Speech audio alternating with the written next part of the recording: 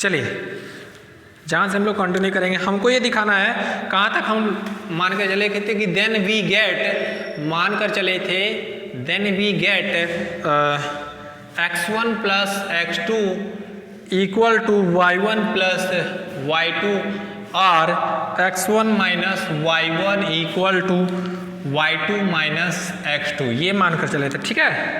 Now x1 minus y1 belongs to W1, मान कर चल रहे हैं कि x1 माइनस y1 ये क्या है, W1 का एलिमेंट है। ठीक है। Since x1 y1 belongs to W1, since x1 y1 belongs to W1 और W1 क्या है, and W1 is subspace, and W1 is subspace, W1 is subspace, x1 minus y1 belongs to W1 and W1 is subspace, W1 is subspace.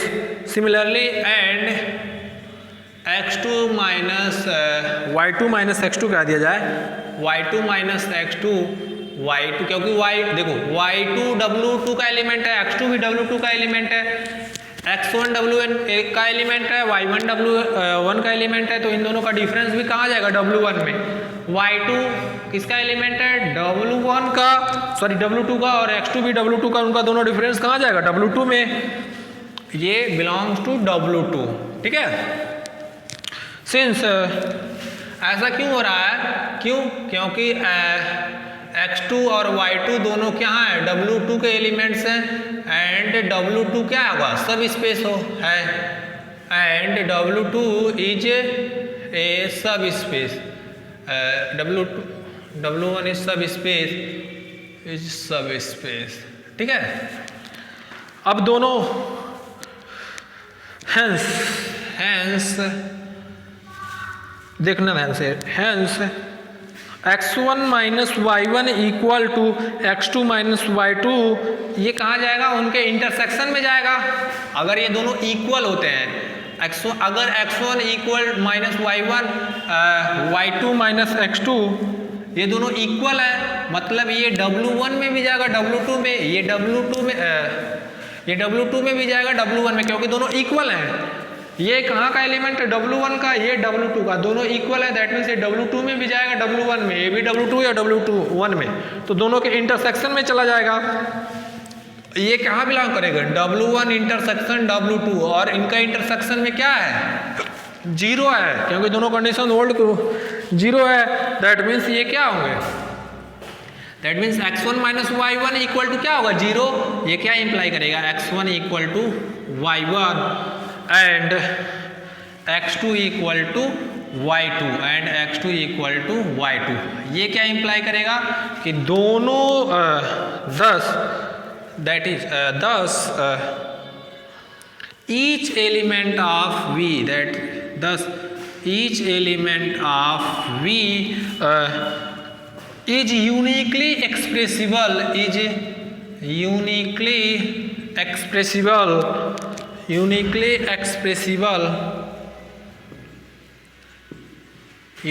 expressible, sum of an element of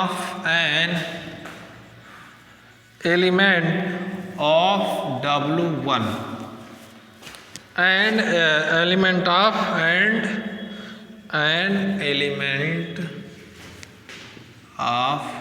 W2, ठीक है। Hence जो V equal to होगा, V is equal to W1 plus W2, ठीक है।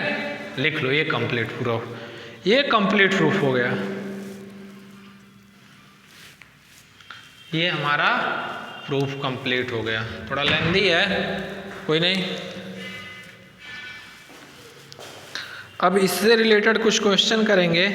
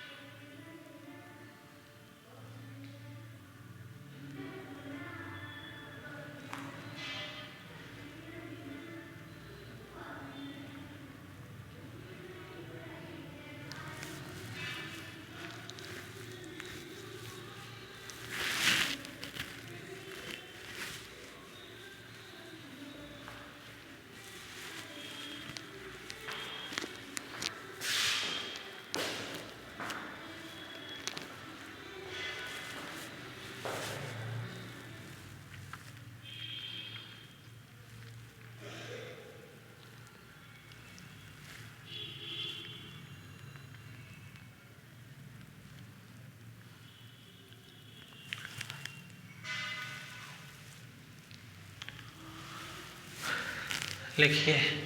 अब next ये हो गया। नेक्स्ट थ्योरम, नेक्स्ट कुछ क्वेश्चंस करने जा रहे हैं हम लोग कि कैसे निकालेंगे, कैसे सम डायरेक्ट सम में देखेंगे कि डायरेक्ट सम में लिख पा रहे हैं कि नहीं। ठीक है, चलो।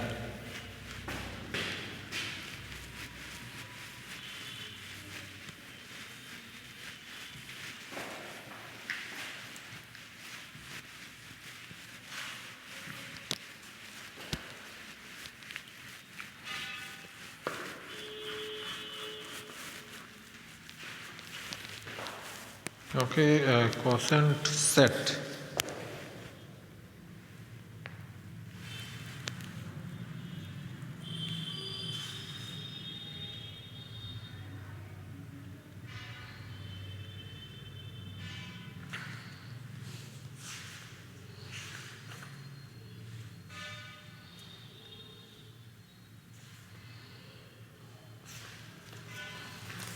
चलो मिटाते हैं।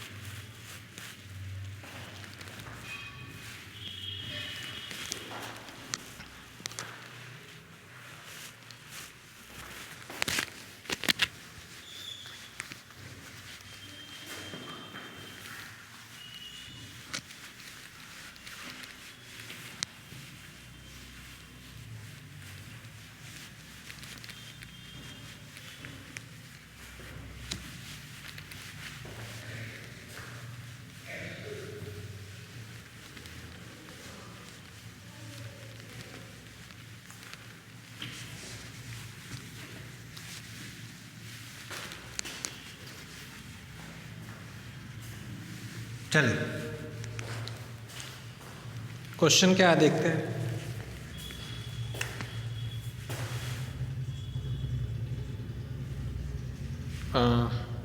In the vector space, in the vector space R3 over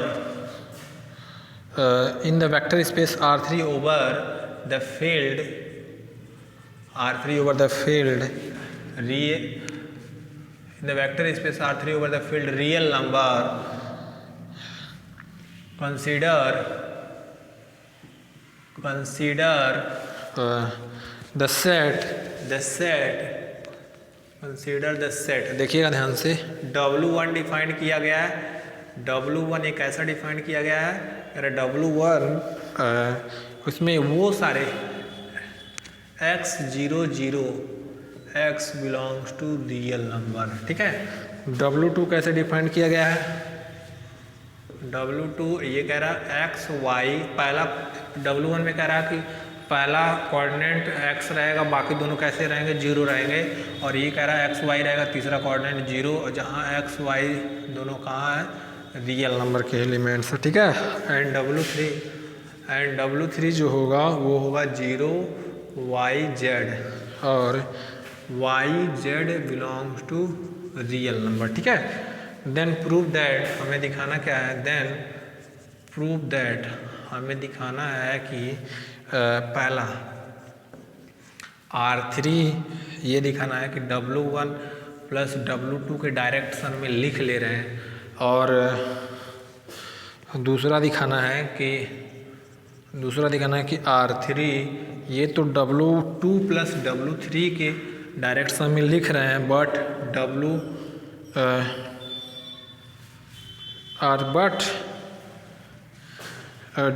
R3 जो होगा W1 प्लस W2 के इक्वल होगा, बट W प्लस W3 के डायरेक्ट सम में नहीं होगा। क्यों? इसमें इंटरसेक्शन में नहीं एक है, मतलब इंटरसेक्शन में कुछ एलिमेंट्स आ जाएंगे क्योंकि इंटरसेक्शन में 0 एलिमेंट्स आना चाहिए। ठीक है, हमको ये प्रूव करना है। सोल्यूशन, ये R3 है, R3 सोल्यूशन। चलो देखो सोल्यूशन, आप लोग सोल्यूशन में देखिएगा, पहला जब W1 प्लस W3 डिफाइन करेंगे तो ये कैसा होगा, ये पहला x 0 0 प्लस y जो होगा x y 0 such that x1 such that W1 plus W3 है ना, W1 प्लस W2 है, W3 है, सॉरी ये W3 है, W1 प्लस W3 है। ठीक है, तो ये है जब ये लेंगे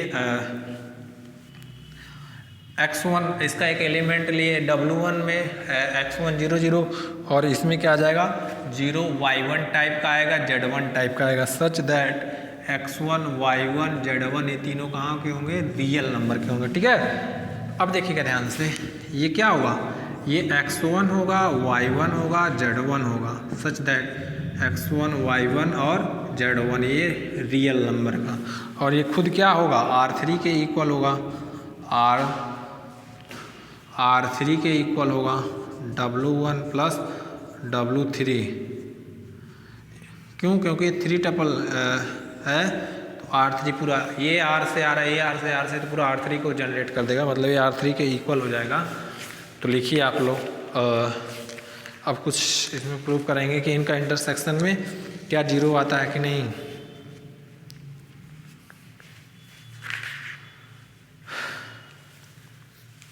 इनके इंटरसेक्शन में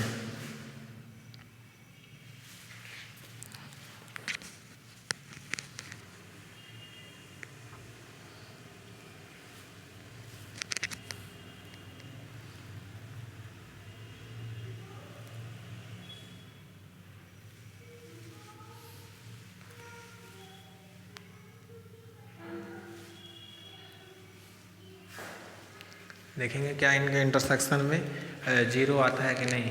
तो ऊपर का मिटा देते हैं, ऊपर का मिटा देते हैं, आप लोग इसको कंप्लीट कर दें। एक सॉल्यूशन फर्स्ट, ठीक है। अब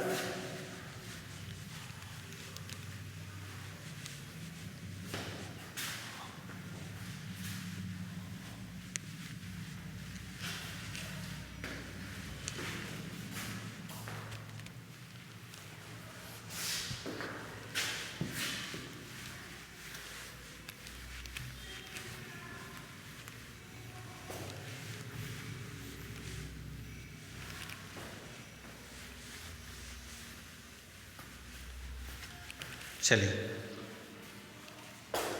ध्यान से, W1 प्लस W3 R3 के एलिमेंट्स, मतलब R3 के इक्वल हो जाएगा।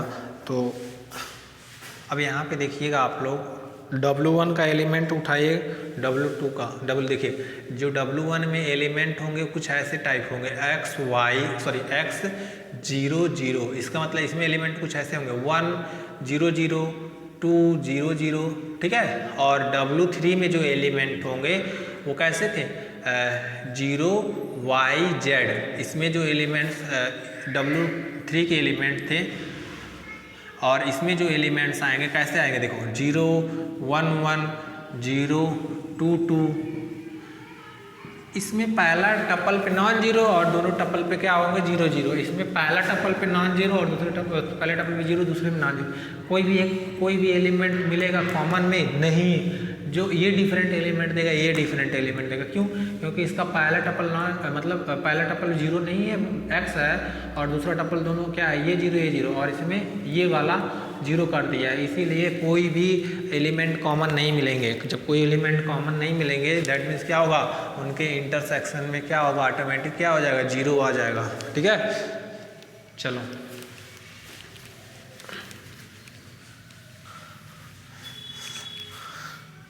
तो वही, इट इज क्लियर दैट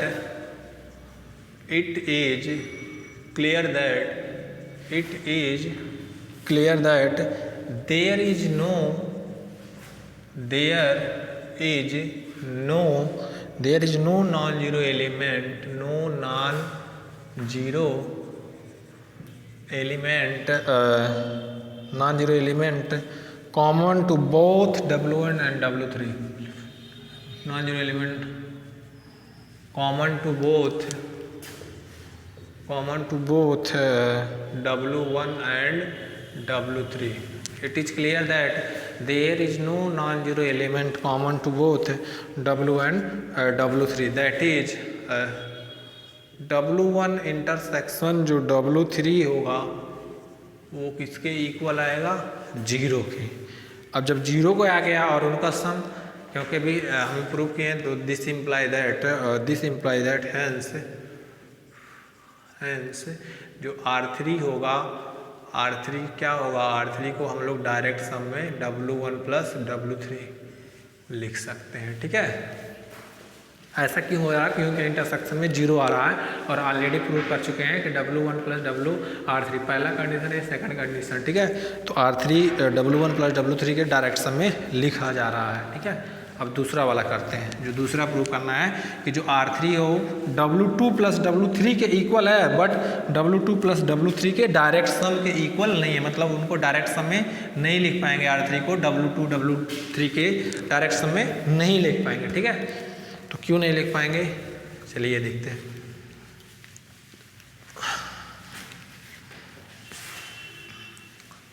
अच्छा क्वेश्चन था, काफ़ी अच्छा क्वेश्चन था।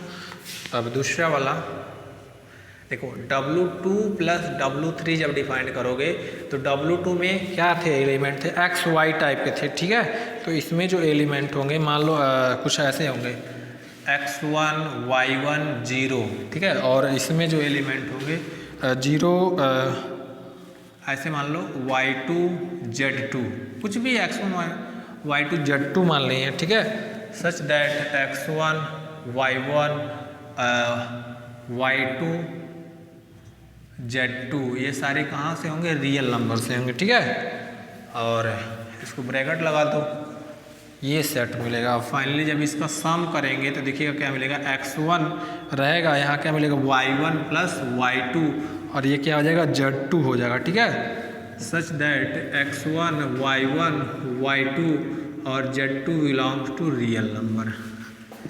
देखो X1 और ये यहाँ हम एक नंबर Y1 प्लस Y2 को रिप्लेस कर दे रहे हैं Y से, और X1 को रिप्लेस कर दे रहे हैं X से, और Z2 को रिप्लेस कर दे रहे हैं Z से। ठीक है, जहाँ X बराबर X1, Y बराबर Y1 प्लस Y2 और Z बराबर Z2, ये तीनों कहाँ होंगे, रियल नंबर के ये एलिमेंट होंगे।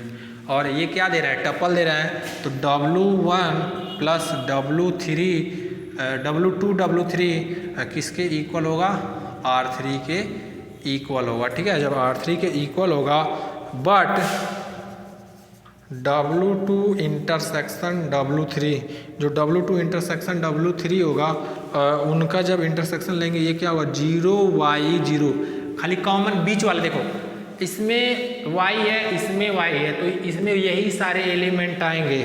तो एक एलिमेंट आ गया कॉमन में, एक नॉन जीरो एक एलिमेंट, मतलब इसमें बहुत सारे एलिमेंट्स आएंगे कॉमन में, ये सारे, एक नहीं बहुत सारे, ऐसे 0 1 0 0 2 0 0 3 0, तो ये कैसा आइडेंटिटी के इक्वल नहीं आया, मतलब नॉट इक्वल टू 0, इसीलिए इनको डायरेक्ट सम में नहीं लिख पाएंगे। ऐसे लिख सकते हैं कि नॉट इक्वल टू 0 0 0। ठीक है, इसीलिए हैंस जो R3 है वो तो R1 W2 W+3 में लिख सक रहे हैं, लेकिन इनके इंटरसेक्शन में 0 नहीं आया, इसीलिए इनके डायरेक्ट सम में नहीं लिख पाएंगे। ये प्रूफ हो गया। ठीक है, लिख लो, प्रूफ हो गया।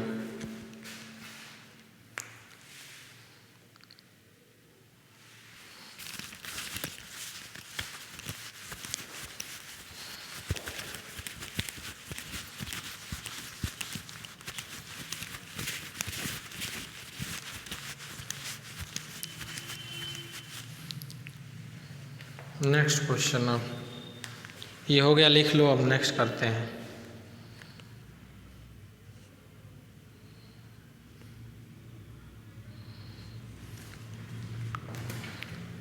मिटा देते हैं, आसान है, वीडियो पॉज करके आप लोग लिख लीजिएगा, ठीक है।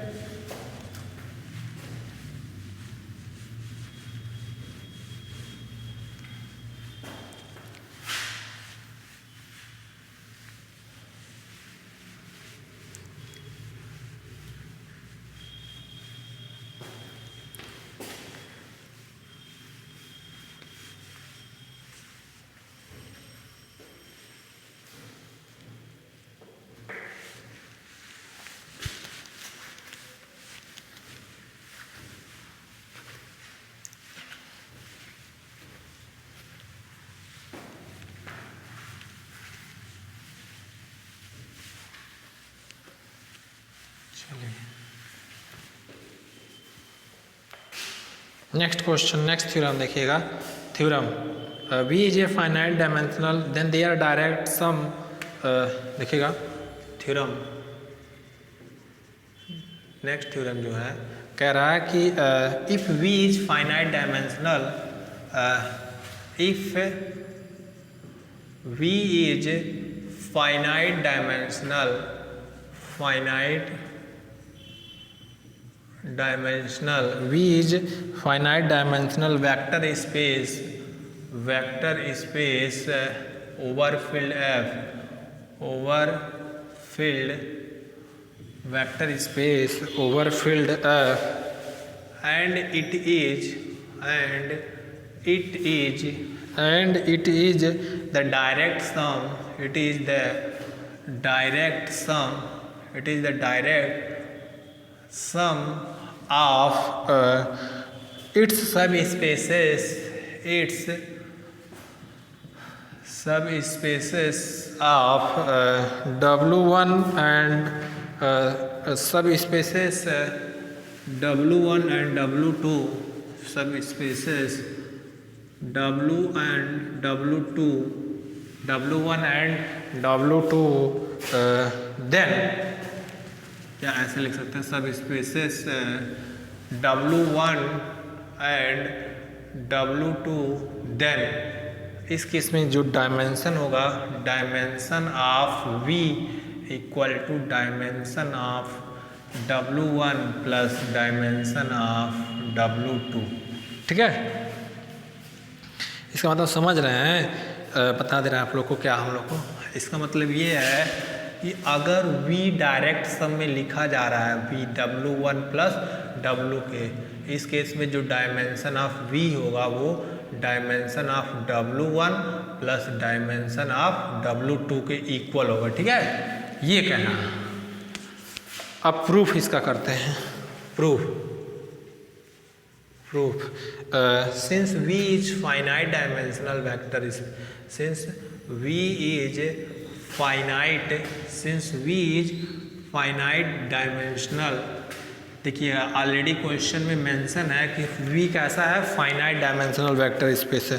Since V is finite dimensional vector space, finite, so therefore it's सब स्पेस, सो इट्स, देखिएगा अगर कोई वेक्टर स्पेस फाइनाइट डायमेंशनल का है तो उसके सब स्पेसेस भी क्या होंगे, फाइनाइट डायमेंशनल को होंगे, ठीक है। सो आर इसका मतलब क्या आ रहा है कि जो सो आर देयरफॉर इनके जो सब स्पेसेस ही होंगे, सब स्पेसेस इट्स सब स्पेसेस W1 एंड W2, इसका मतलब समझ रहे हैं कि अगर कोई vector space finite dimensional vector space है तो उसके जो सब स्पेसेस होंगे वो भी फाइनाइट डायमेंशनल वेक्टर स्पेस से होंगे। लेट मान कर चल रहा है कि डायमेंशन ऑफ W1 R है, डायमेंशन ऑफ WR है, W1 का R है, तो एंड इसके कुछ बेसिस होंगे, उसके बेसिस में कितने एलिमेंट होंगे, X2 XR, ये क्या है, इसका बेसिस है, B the basis of W1, B the basis of W1, ये क्या होंगे, इसके बेसिस होंगे, ठीक है, basis W1 and also late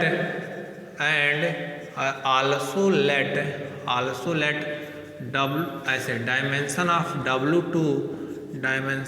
W2, एक मिनट इंक डालने,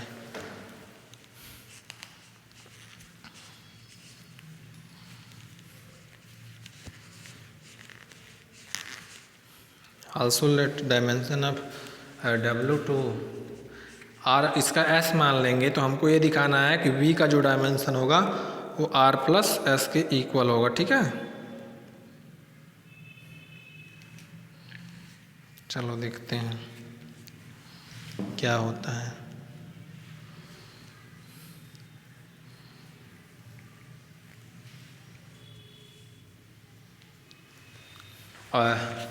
dimension of W2 equal to S and Y1 Y2 dot dot YS be a basis of W2, be a basis of W2। ये क्या है, W2 के basis हैं। Since हम लोग जान रहे हैं कि जो V है उनको डायरेक्ट सम में लिख रहे हैं, सिंस V है ऑलरेडी क्वेश्चन में मेंशन है कि जो V है W1 W2 का क्या है, डायरेक्ट सम है। ठीक है, एंड सो ईच एलिमेंट अगर डायरेक्ट सम में लिख रहे हैं तो सो ईच एलिमेंट कोई भी एक एलिमेंट लें, मतलब हर एक एलिमेंट वेक्टर स्पेस V को यूनिकली एक्सप्रेस कर सकते हैं। Uniquely can be each element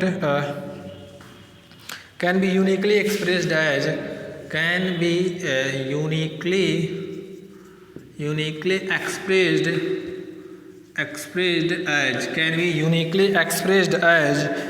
V equal to क्या होगा, x प्लस वाई, जहाँ x किसका एलिमेंट होगा, वेयर x W1 का एलिमेंट होगा एंड y W2 का एलिमेंट होगा। ठीक है, x W1 का एलिमेंट होगा और y W2 का एलिमेंट होगा। ठीक है, now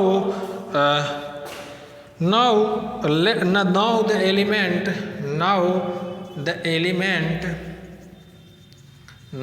एलिमेंट x जो W1 का एलिमेंट मान रहे हैं, x W1 can be uniquely, ये भी वेक्टर स्पेस बनाएगा, can be uniquely expressed as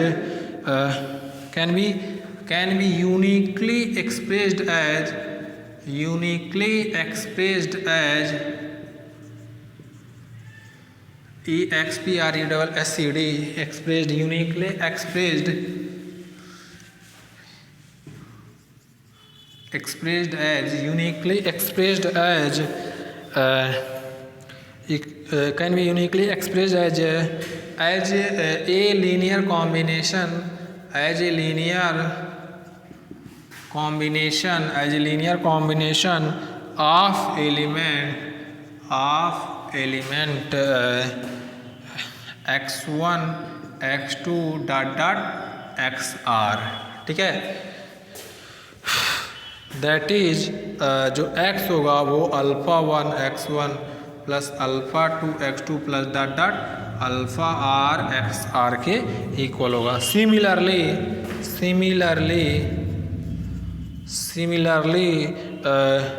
अगर y W2 का एक एलिमेंट है, ये भी क्या होगा, ये भी can also express as linear combination, can also be expressed uniquely expressed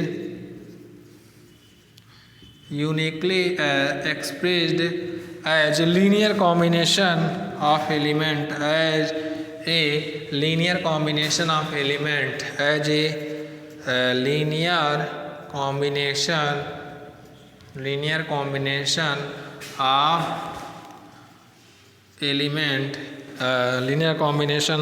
of element y1 y2 dot dot ys। ठीक है, ऊपर का 2 लाइन मिटा देते हैं। देखिए इसके बाद जो भी लिखिएगा आप लोग ऊपर का लिखिएगा। ठीक है, क्योंकि देखो W1 का डायमेंशन क्या था, माने थे R और W2 का डायमेंशन क्या था, S था, उसी पे हम लोग थ्योरम लगा रहे हैं। ठीक है, उन्हीं का यूज करके y2 डॉट डॉट ys। ठीक है,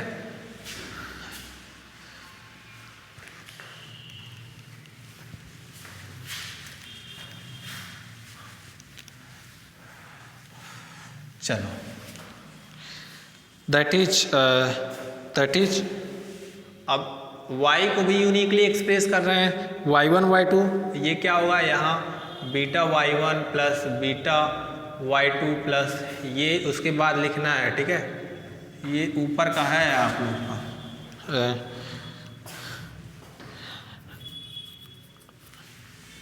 dot dot dot beta s y s, ठीक है। हैंस वी, हैंस इस केस में जब वी इसका एलिमेंट वेक्टर स्पेस का और वी कैन ऐसे V, hence V belongs to V can be uniquely expressed as, can be uniquely expressed as, uniquely expressed as, ये कैसे एक्सप्रेस्ड होगा, v equal to x plus y, x की value रख दो, ये क्या होगा alpha 1 x1 plus alpha 2 x2 plus dot dot कहाँ alpha r x r plus beta 1 y1 plus beta 2 y2 plus dot dot beta r y r, ठीक है। Sorry s तक जाएगा, ये s तक जाएगा, बीटा